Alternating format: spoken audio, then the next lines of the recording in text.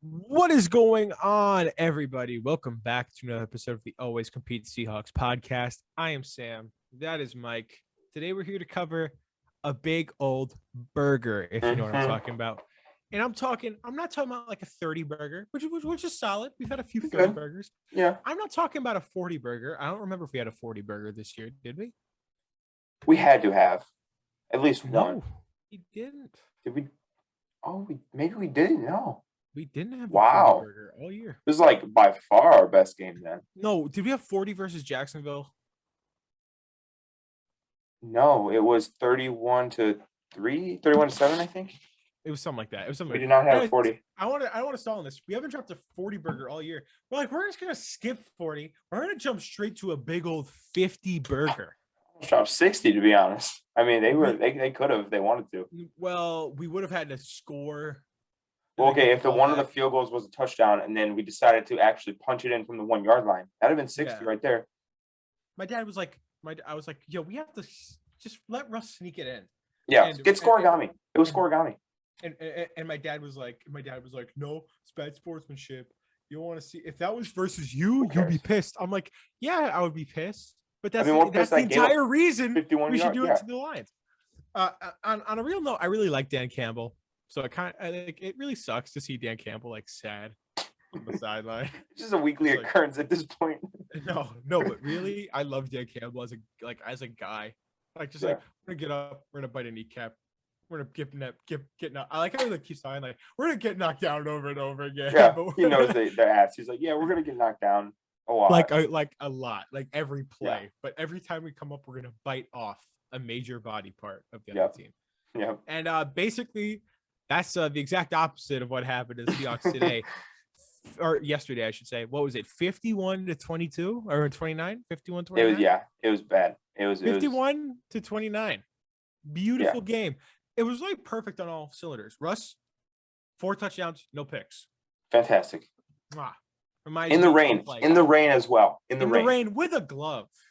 With a glove on. I mean, how good did he look with the glove without the fingertips cut off? I mean, he looked honestly, personally, I don't like the drip. I don't like it. I don't dig it. You don't like the drip, bro? I don't like it. I figure I would prefer him just to go like straight 2 gloves. Just go all out. It'd be great. Go all out with the gloves. No, but Russ had a great game. Rashad Penny, we're not really gonna comment much on him. I just want to say until we get to his position because we need a whole segment separate. We do. Penny. My greatest take of all time. Wide receivers, DK Metcalf broke himself out of I would call it a slump. A little bit of a slump. Call it a slump. He only had like 60. Well, he had like 67 yards or something, but caught 3 touchdowns, so that'll do it. Yeah, we had the defense played great. 3 turnovers. Our first interceptions by corners all season, which is a bigger concern. But for right now, like that's a good thing, And it's against Tim Boyle, so it doesn't really count. But it still feels good. Still feels good. Who cares? Right? Yeah, who cares, man? Who cares? At this point, we suck. Why not take the little victories? Exactly. No, I totally agree. Bobby Wagner is hurt. It's not anything serious though. He's gonna miss next week. And that might come into conversation when we get to our second part of this kind of Detroit Lions talk here. We're gonna do another video talking about the Adam Schefter report. So if you want to, I'm gonna talk about that first, so you guys know about it.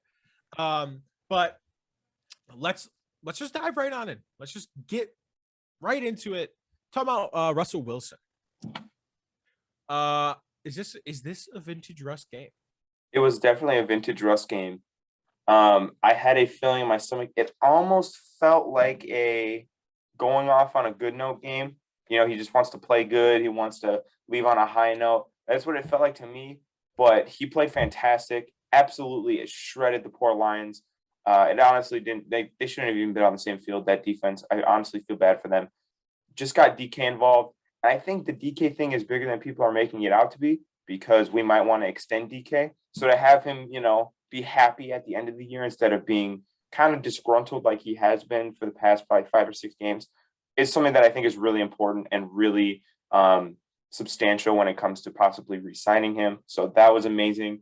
He was distributing the ball, found Freddie Swain a couple times, had that big play to him.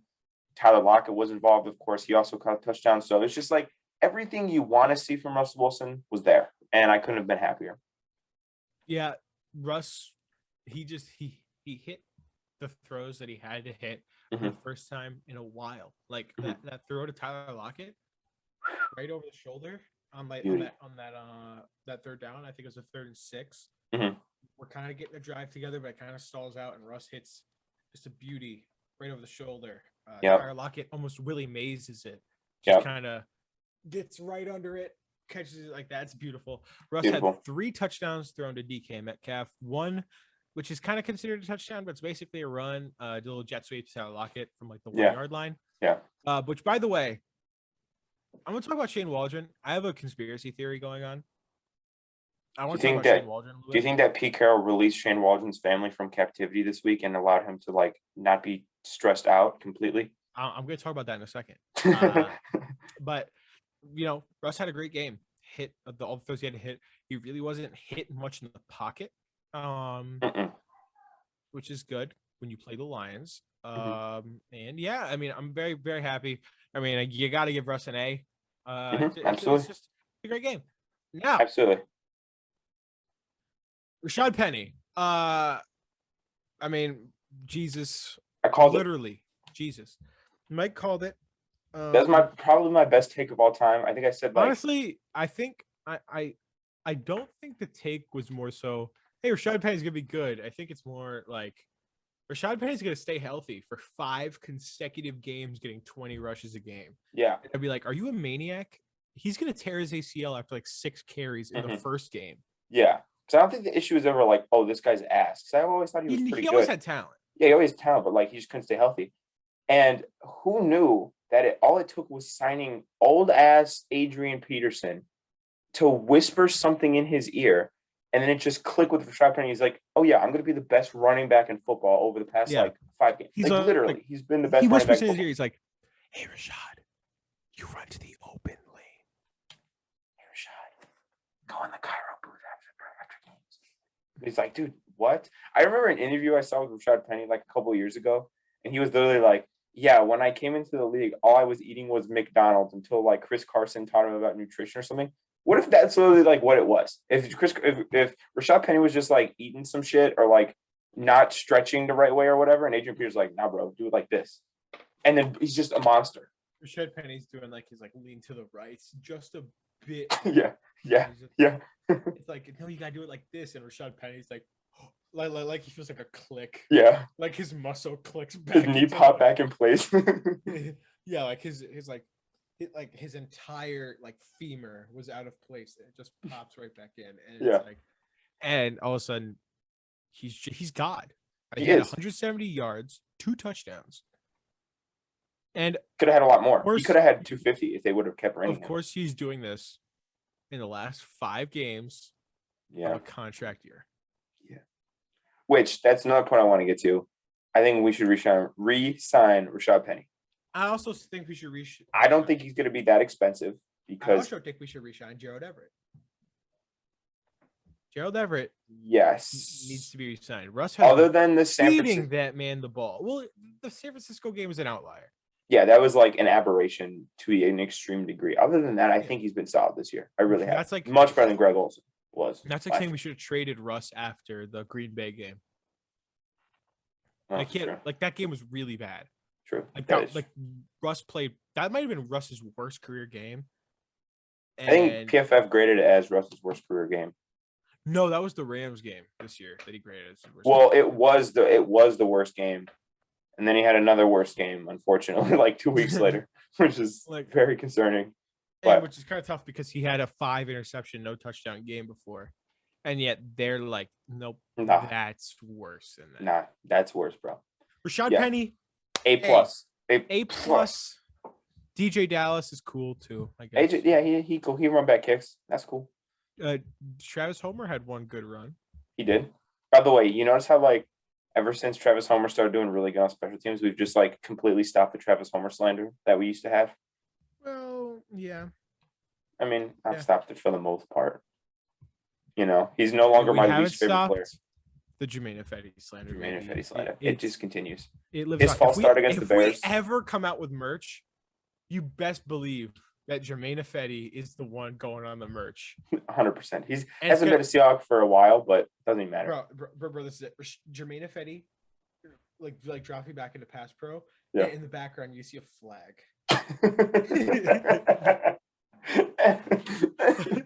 That's funny. That's actually really funny. Like, oh, and then yeah. So, anyways, Jermaine Ifedi, A, DK Metcalf, and the wide receivers, A, A, all rounds, baby. Let's go. And then we have tight ends. Joe Everett was good. He played good. You know what? What the hell? A, baby. A. Bookmark. Even Colby Parkinson had a first down catch. A. That alone is A worthy. That alone. And let me say something really quick. While we're just throwing out A's like we're Oprah Winfrey, I got to give one specific player an A on this offensive line, and that's Jay Curran. I think he's going to be the starting right tackle next year. He's a dog. He should be. He's a dog. And if Stone works out at left and he's at right, we have a solid offensive line that we can beg and get on our knees. Please, please, please, Russell Wilson, stay. Please, please, please. Please. We have a good offensive line now. And personally, I really like Jake Curran. I'm not super confident in Stone Forsythe at this very moment. No, but he is a 6th-round rookie, to be fair. Yeah, like unless if he like balls out, it might be like Cedric Ogbuehi season, maybe. Welcome back. Bye, Russ. We're gonna sign an ex-first rounder. Who's an ex-first round left tackle that didn't work out? That's not Eric Flowers. Luke Jokel. Eric Flowers actually has a contract on the football team, like a legitimate contract. Yeah, he's actually a dog once they moved him to left guard. No tackle. That was like left tackle that didn't work. Greg Robinson, yeah. And Pete is gonna say he's really fired up to come in, and that's gonna be the only reason. I think Pete just loves signing ex-first-round picks. Like, I think he wanted them and then just couldn't get them. And then the second they become available after they suck for 3 years, he's like, need them right now. I need him. You know, Pete like stormed into John Schneider's desk and was like, I need Robert Kimdichie right now. Give him to me. I need Kimdichie. I need him. Give me Luke Jokel. Give me Chance Warmack. Yes. Give me where did Luke Jokel play? Jacksonville. No, I'm talking about for college. I'm trying to remember. I know Warmack was an Alabama boy. Yeah, Warmack was Alabama. I know. I think. Why am I? It's blue. It's a blue school. If I'm thinking correct. Let me Google it real quick. Yeah, we're not going to spend too much time thinking about where does Luke Jokel play. Oh no, Texas A&M. I was wrong. Texas A&M. Yeah, I did not remember that. Greg Robinson was in Alabama. I think so. Was he Alabama? No. Wait. Greg Robinson. It was Auburn. No, Auburn. Auburn. Really? I mean, it's in Alabama. I'm not. Oh, you said Alabama. I mean, Auburn. Yeah, technically, you were right on that. Yeah. So Greg Robinson, bookmark it, will be the starting left tackle of the Seahawks next year. Don't hate on us. That's just a fact. It's just the facts. Just the facts. We know. We got sources. Hang on. Wait a minute. Wait. Hang on. Schefter's calling. Okay. Yeah, thank you. Yeah, he just told me Justin Blackmon to Seattle. Oh my God. Josh Gordon being reinstated, you said? Okay. Even though we have 3 elite wide receivers, we want Josh Gordon back again? All right, sweet. Wait, yeah, am I hearing this right? He's telling me Justin Gilbert to Seattle? Oh my God, Justin Gilbert. We're just pulling out every I'm hearing Brandon Whedon to Seattle. We're pulling out just every Johnny Manziel draft bust. Yeah. I'm hearing Jamarcus Russell to Seattle. Tim Couch, offensive coordinator. Okay. I'm hearing Ryan Leaf to Seattle. One year deal. This is like going all the way back. I'm hearing Tony Mandarich to Seattle on a 1-year deal. Yeah, dude, we're just going all the way back. We're like Pete Carroll's like, give him to me. Keep him coming. Pete Carroll got modern for 1 game. It was like I'm hearing Rick Myrer to Seattle. Dan McGuire. Bring him back. Hey, brother of Mark. By the way, my football coach in high school was named Dan McGuire. Fun fact. Pete Carroll like went modern for like one game, dropped 50 points. It was like, I am never doing that ever again. All right, Russ, you can take a seat. We're this week. We're gonna go ahead and run the ball, dude. That's the thing though, is like with Rashad Penny doing so good, you think Trent Pete Carroll's Richardson to Seattle. I don't know what you're doing. Yeah, dude. Yeah, with Rashad Penny doing so good. Schefter's blowing up my phone. Justin Blackman, Trent Richardson, Johnny Manziel, they're all coming. Eddie Lacy, bring him back. Eddie Lacy wasn't a first-round pick though. He wasn't. He wasn't. Eddie Lacy was a second-round pick. I'm pretty sure. I think. You might be right. I'm gonna just check it. I thought I remember him being first. It's like a star. Adrian Peterson on a one-year deal. Here now. Yeah, dude, for real. Adrian Peterson. I can't believe he's still in the league. Drafted. Yeah, he was. Yeah, he's second round. Wow, Sam. I know stuff. Man. You're better than I am. If there's stuff that I can remember, it's what college does a player go to?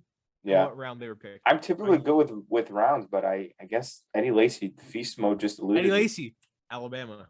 Yes, I didn't know Alabama, but I guess that just alluded. Johnny Manziel, Texas A&M. Brandon Williams, Oklahoma State. Oldest quarterback ever drafted. Justin Blackman, Oklahoma State. Bam. Josh Gordon. Why do I feel like he went to some weird school? He definitely went to a weird school. I don't know why. UAB is calling my number. No, Baylor. I don't know where he played. Baylor. Yeah. Hey, we're getting way off track. We're getting way off track. UAB stands for University of Alabama Baylor. University of Baylor. That's what it is. UAB. Of Baylor. University of Baylor. It's a Boston guy. It's a Boston guy. University of Baylor. University of Baylor. All right. Anyways, we're getting way off track. Off the line. I love it. It's great. Good. Give me more, please. B+ to an A-. Mm-hmm. Good job.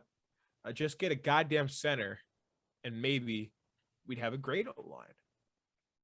I wouldn't go that far, but competent, I'd say, if we got a good center. Yeah. Creed Humphrey, I would be confident that we would be 13-3. Right, yeah, we'd be like the effect that Jamar Chase is having on the Bengals, Creed Humphrey would have on the Seahawks if we had taken him. Like, did you see what Garrett Bradbury did yesterday for the Vikings? Creed Humphrey would be doing the same shit right now for us. Every game. Tyler Lockett just gets cracked. Creed Humphrey out here. Center eligible. Yeah. Is that even a thing? Like in flag football, I always used to remember like the center would snap the ball and you would turn and start running. Yeah. Like that. That's what we need in Creed Humphrey. But anyways, let's move on to the D-line. No sacks. I got to talk about Dale Taylor, though. Absolutely just demolishing Jamal Williams on the goal line. That was a hell of a play. It's just such amazingness. I can't even believe that. The Lions do have a good offense. That is the strength of their team's offensive line, though. Like I will say, they do have a good offensive line. They have Taylor Decker, Panay Sewell, Frank Ragnow. Halapuli Vaitai? Close enough, to be honest. That's his name. Did you say? Is that right? Is that how you pronounce it? I think it's like Halapuli or it's like Halapapaluli or whatever. It's some. For those who remember Michael Humana Wananui from the Patriots, Google that name. Michael Humana Wananui. Great name. But like the Seahawks, they don't have enough tough to pronounce names. You have Kimdichie. Minor difficulty. Probably the hardest. Minor difficulty, but like John Wilson. Reed. Sidney Jones, like all these like basic Bobby Wagner. Yeah, like Jordan Brooks. Give us a name that really makes us think about Al Woods. Like Jesus Christ, we need Tyler Lockett. Nah. Like if DK kept his full name, DeKalen Metcalf, that'd be a little tougher. Rashad is maybe the weirdest name we have. DJ. That's like I don't know. But it's Ethan Posick. Maybe. Yeah, because everyone says Pocket. There's a lot of Seahawks fans who don't know how to pronounce his name. Like there's like Posic. Pokic. Just imagine the first C as an S. I've heard Pochick. Pochick. I'm not even joking. I've heard Ethan Pochick. I saw a Seahawks fan saying the Seahawks are starting Ethan Pochick this week. What a joke! It's like it's just imagine the first C as an S. Posick. Ethan Posick. It's not that hard. Ethan Pochick. Yeah. Anyways, way off track still. Yeah. For the edges, Carlos Dunlap got hurt. Alton Robinson tested positive for COVID about an hour ago. Not fun. Bobby Wagner got hurt also. I know that's our next. Oh no, Bobby! That might be his last game in Seattle. He's not playing this week. Stop! Don't do that to my heart, bro. He was on pace to set the tackle record. Do you know what Jordan Brooks has to do now? He's got to have 30 tackles both games, or last game. One game. Yeah, he's got to have 30 tackles last game. Yeah. Well, you know, Kyler Murray's gonna be running the ball and stuff. Jordan Brooks is gonna be able to just hawk him. Yeah, pun intended, by the way. Pun intended, by the way. Like 30 tackles from Jordan Brooks.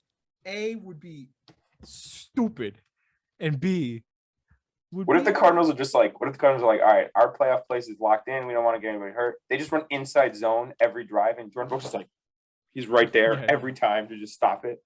Yeah, Jordan Brooks, because Jordan Brooks is by far the best first round pick for the Seahawks in the last 7 years. It's not even comparable. Yeah, not even comparable. Or at least first pick, even if we're just counting first pick, like Christian Michael. I never understood that, dude. You have Marshawn. Why are you spending your second on a dude from? He went to TCU, right? Texas A&M. Oh, Texas. Oh yeah, I thought it was TCU. I knew it was a Texas school. You know who went to TCU? Who played for the Seahawks? Trevone Boykin. I remember that. Rest in peace, by the way. He's not dead. Oh, I was thinking. Oh yeah, he's in jail, and then Travis Jackson is passed away. I've mixed those two up. Yeah. Rest in peace. Well, I mean, that's basically his career right now. Yeah. So. You know. Anyways, why can't they draft? We'll get into that next video, I guess. But next video, yeah. Man. When talking about Bobby Wagner. Rip. Cody Barton. Kind of a dog. Maybe in a situation now, if we do get rid of Bobby this offseason, or if Bobby retires, which is another worst case scenario. That is the worst case scenario. Because then we don't get anything for it. Yeah, no, that is the worst case scenario. Yeah. Bro, I just got a report. Antonio Brown, who is this is hilarious to me. He's stuck in New York and he's now courtside at the Nets Grizzlies game. Antonio Brown's life is just GTA at this point. You just do whatever the fuck you want. He runs off the field half naked, peacing out to the fans. And now it's like Home Alone 2. He doesn't know what to do. He's running around the city. Like. Did you see the Uber driver? You get the video with him. He's like, "Hey, AB, we lit." He's like, "Yes, sir." It's like, bro, you just walked out of an NFL game with you. He's not strapped for cash, so I think he's just okay. He didn't even look mad. I know this is a diversion from the Seahawks for a second. He didn't even look mad. He was like, "Yeah." I mean, it's kind of Seahawks related. It's Russell Wilson related, at least. True. Yeah, we wanted AB. How crazy would it be if we're blowing out the Lions by dropping a 50 burger? And Antonio Brown was just walk out the field. Oh, the funniest thing is they were losing by double digits to the Jets. He dips, and Tom Brady's like, "All right, Savage mode activated." And I'll do it myself. Yeah, literally. Thanos activity. Literally, okay. I had a tweet yesterday. Got one like, but I shameless plug right here. At Lockdown Trey. Shameless plug inbound. More followers than Mike. I'm gonna just start posting. I'm gonna just lob an ass on the timeline, bro. Yeah, so the Jets ran a QB sneak versus Vita Vea on 4th and 2 inside the Bucs 10 with 2 minutes to play, up 4, skipping over a field goal to make it a touchdown game with Tom Brady playing against them. They ran a QB sneak on 4th and 2 with tiny ass Zach Wilson. It's different if they have if you're doing that with Brock Osweiler, or even a dude who's jacked, like Justin Fields, Cam Newton, something like that, bro. Tiny ass Zach Wilson. Mormon Mahomes out here. A dude who'd never seen a black eye until the draft. Yeah. And he looked the fact that he looks so uncomfortable. Jamar Chase was like, "Yo, we lit." And then Zach Wilson's just like, Mom, I want to go home. Yeah, the day after he was drafted, didn't his mom say a whole anti-mask or something like that thing? Yeah. Zach Wilson's like, "Mom, you're blowing up my career as we speak." Were you on the draft stream that we did? I was not on the draft stream. However, I was watching the draft because, of course, I did. Yeah. I ended up. I didn't know that it was his mom, and I go, "Yo, who is that?" And everyone's like, "Come on, Mike." So I got booted from the stream for like 10 minutes. Mike is down horrifically bad. But my life is in a good direction now because of the Seahawks performance. Yeah, completely changed my life around. Got a haircut. He FaceTimed me yesterday on a yacht in South Beach. Yeah, dude. Girlfriend. I bought a house. I graduated. Out here in Connecticut, it's the sun. And when I say this, I'm being serious. The sun hasn't come out in 5 days. The sun has died up here in the Northeast. It's so bad. It's so bad in Illinois now. The roads are just straight ice. I could walk outside, play ice skate and slides. It'd be terrible. Well, us hasn't been like snow. It's just been the sun is gone. Like, it's not here anymore. Like the sun has not come out in 5 whole days. It rained like 4 days straight. It's just so sad. It rained on Christmas, freezing rain on Christmas Day. And everybody was like, guys, it's gonna be a white Christmas this year. We go outside, freezing rain. It's gonna be a wet Christmas. That's what's up. That's the worst Hallmark movie I've ever seen in my entire life. The one girl would still be in. I can't think of her name. She's in all the Hallmark movies. I can't think of it. The girl from Full House, Candace Cameron, I think her name is. Right? Okay. Yeah. I don't know. I didn't watch Full House. Sorry. I haven't really seen it either, but I okay. Anyways, let's breeze through these because we're wasting a lot of time talking about Luke Jokel. And, and then we went on a whole tangent. A wet Christmas, about a wet Christmas. Yeah. Very sad. Bobby Wagner is hurt. Linebackers still give him an A. I think they played absolutely phenomenal. D-line to get like a B. They played well. They got a lot of pressure, but they just didn't finish. Dale Taylor pretty much caused that first pick because he hit Boyle's arm, kind of. Yeah. It was like a terrible throw. And then it got like tipped up, and then DJ Reed got it. So speaking of picks, let's go to the corners. Got to give him an A. DJ Reed had a 92 grade from PFF. That is absolutely stupid. Yeah, that is. And John Reed kind of stepped up until he got concussed. And then how about Mike Jackson? Straight moonwalked. It's kind of funny that a guy named Mike Jackson balled out versus the Detroit Lions and all that Motown stuff. But Mike it was Jackson, destiny, bro. Destiny. Balled out. Quandre was kind of quiet. Ryan Neal was kind of quiet. But for the corners, I'm gonna give it an A. Personally. Ugo, don't forget about Ugo either. Ugo had a pick where he fumbled the ball forward. That's like when I watched that, it brought back a memory of my high school career. And this is a little story time with D-Fran here. So it's my junior year, and it's the first time that I've kind of gotten the game. You know what I mean? We're blowing this team out, and I get in the ball, and we're running QB power. I go, set, go, get the snap. I run to the right. I get like 10 yards, dude. My eyes are wide open, right? I'm thinking about scoring. I'm scoring. Ball slips out. Nobody touches me. Ball slips out, and then I have to run like a dumbass. I have to run backwards and fall off the ball. So I understand your pain, Ugo. It just sometimes you get so excited that you just forget about the ball in your hand. I get it. For you, it was wet. For me, I'm just a dumbass. Kind of works out evenly. It kind of works out. It kind of balances out. Fair reason. Yeah. I mean, Mike is currently committed to Division 4. Division Jackson, 4, Wichita University State Tech Institute of Tech Institute of Technology. Just Tech Institute University of State. That's what I meant. And Mike is currently committed. Recruiting is not open. No, unless you're Alabama. We have Nick Saban's hotline, and Nick blocked his number and sent the FBI on his house. So if they win the national championship again, they're gonna need like a 5th string like bench warmer, water boy type, and I'm gonna be filling in that role. Since I'm a Florida fan, well, I live in Connecticut. I'm a UConn fan by heart, but if I want to watch a team that gets good recruits and wins games, I'm a Florida fan because I have family in Florida. Yeah, and I'm just gonna say, due to certain alignments in the SEC, I'm rooting for Alabama this week. Let's go! I love you, Sam. That's only futures. Caleb Williams commits to Florida. Watching this, Caleb. You know he watches, bro. He loves the Seahawks back in Norman, Oklahoma. Loves the Seahawks. But for real, Caleb Williams. Speaking of which, national championships on Monday. make sure you guys tune in to see future Seahawks Hall of Fame quarterback Bryce Young win another natty. So and future Seahawks head coach Nick Saban win another natty. Can you imagine that Bryce Young? We get first overall pick, and Nick Saban's like, "All right, I'm done with college. I'm gonna go work at Pete Carroll." Yes. Nick Saban, he had a great NFL coaching career. It was very successful. No bumps in the road. I think it's a perfect hire for this team. Yeah. Anyways, we need to wrap this up. Yeah. Jason Myers played great. Michael Dixon didn't even have to punt the ball that much. We can't even get. Michael Dixon's so good. He didn't even have to go on the field to get an A+ for Michael Dixon.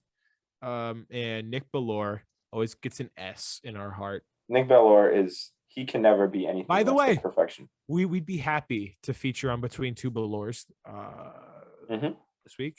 Yep. Fly us out. Or do one of those things where you have like a robot and then you put the Zoom call of our face taped onto the robot and you just sit it there, and we'll do that also. But we're open, Nick. Answer my DMs because I've been trying to get you on the podcast. Nick's DMs are like, please, please, please, please, Nick, I love you, please, please. That's like my DMs to Nick, pretty much. It's like Mike's DMs to Selena Gomez, pretty much. Oh, we're not even gonna. That's a whole nother topic, bro. There's a lot more explicit things being said to Selena Gomez. A lot more audio messages. Bro, please, bro, please.